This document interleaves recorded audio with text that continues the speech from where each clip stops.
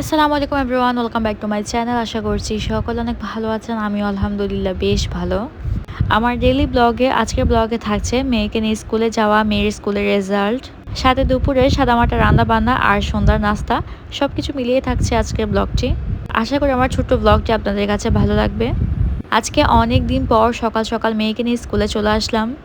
আজ মেয়েদের স্কুলের রেজাল্ট দিবে। আজ আমি যত বেশি এক্সাইটেড তত বেশি নার্ভাস। আমার মেয়েরা যেহেতু এখনও অনেক ছোট, ওরা রেজাল্ট মানে তেমন কিছু বুঝতে পারছে না। ওরা স্কুলে ঢোকার পর আমি আধা ঘন্টার মতো বাইরে বসেছিলাম। এরপর দেখলাম সব গার্ডিয়ানদের ডাকা হয়েছে, আর আমি ক্লাসে গিয়ে দেখলাম মুস্কান আমরিনের হাতে মার্কশিট। আমি তো আরও বেশি এক্সাইটেড। আমি তাড়াতাড়ি দেখলাম ওদের রেজাল্ট কেমন হয়েছে। আলহামদুলিল্লাহ ওরা ভালো মতোই পরীক্ষায় উত্তীর্ণ হয়েছে। ওরা দুইজনেই অনেক বেশি হ্যাপি। ওদের ক্লাসে অনেক বেশি স্টুডেন্ট, ওদের অনেকগুলো শাখা ভাগ করা হয়েছে। ওরা সব সাবজেক্টে 100-এর মধ্যে 99% পেয়েছে। আসলে রোল নাম্বার কত হয়েছে সেটা ম্যাটার করছে না, ম্যাটার করছে ওরা সাবজেক্টে কত মার্কস পেয়েছে।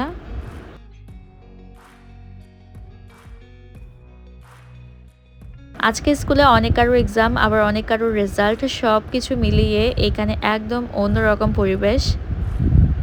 আমার তো বেশ ভালো লাগছিল, কারণ আমার মেয়ে তো অনেক বেশি খুশি। এখানে বড় করে রেজাল্ট দেওয়া হয়েছে, আর ভর্তির ফর্ম নেওয়া হবে সেটার ব্যাপারেও কথা বলা হয়েছে। এই তো এখন চলে যাচ্ছি আমার মেয়েদেরকে নিয়ে বাসায়। ওরা রীতিমতো দুজনে দৌড়াচ্ছিল, ওরা বাসায় এসে রেজাল্টের ব্যাপারে সবাইকে বলবে।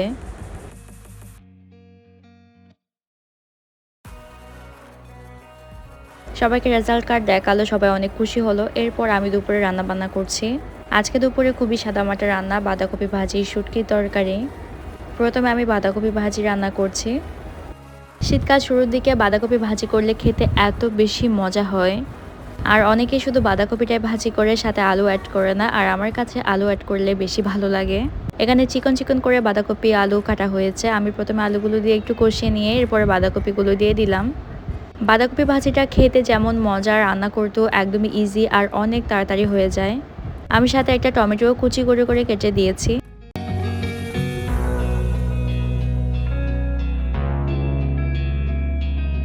এই তো বেশ কিছুক্ষণের মধ্যেই বাঁধাকপি ভাজিটা করা হয়ে গিয়েছে। উপরে ধনিয়া পাতা দিয়ে দিলাম। ভাজি যদি বেশিক্ষণ চুলার উপর রাখা হয় তাহলে কিন্তু কালার নষ্ট হয়ে যায়। ভাজির এই কালারটাই আমার কাছে বেশি ভালো লাগে, সেজন্য এই কালার থাকা অবস্থায় আমি চুলাটা অফ করে দিচ্ছি।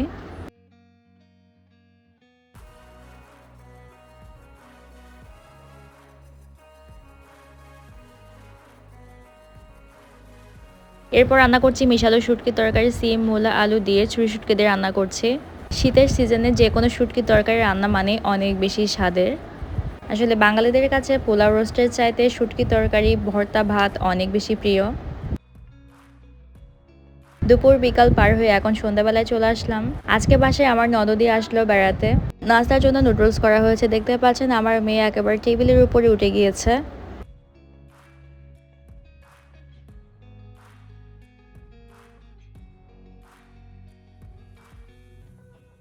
এরপর আমার মেয়ে মুস্কান তার ফুতির সাথে খাবে। ফুতি বলতে ওর ফুপিকে ফুতি বলেই ডাকে ছোট থেকে।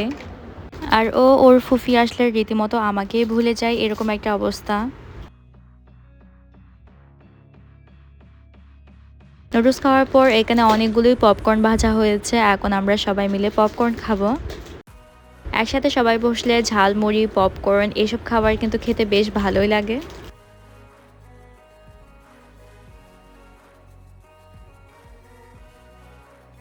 আমরা বসেছিলাম, এর মধ্যে দেখলাম আমার যাকে আরও অনেকগুলো পপকর্ন ভেজে আনতে।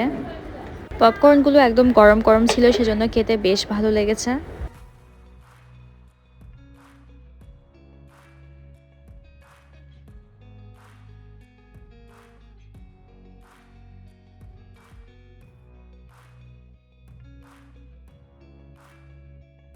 চলে আসলাম একেবারে রাতের বেলা। রাতের বেলা মাছ রান্না করা হয়েছে। এই মাছগুলো খেতে ভীষণ মজা হয়েছিল, সেজন্য আপনাদের সাথে একটু শেয়ার করতে আসলাম। আজকে রাতের খাবার ছিল মাছ আর মুরগি। আমার আজকের ব্লগটি এ পর্যন্ত। আজকের ব্লগটি আপনাদের কাছে কেমন লেগেছে অবশ্যই কমেন্ট করে জানাবেন। ভালো লেগে থাকলে একটা লাইক দিয়ে যাবেন, আর নতুন হলে সাবস্ক্রাইব করবেন। আল্লাহ হাফেজ, আসসালামু আলাইকুম।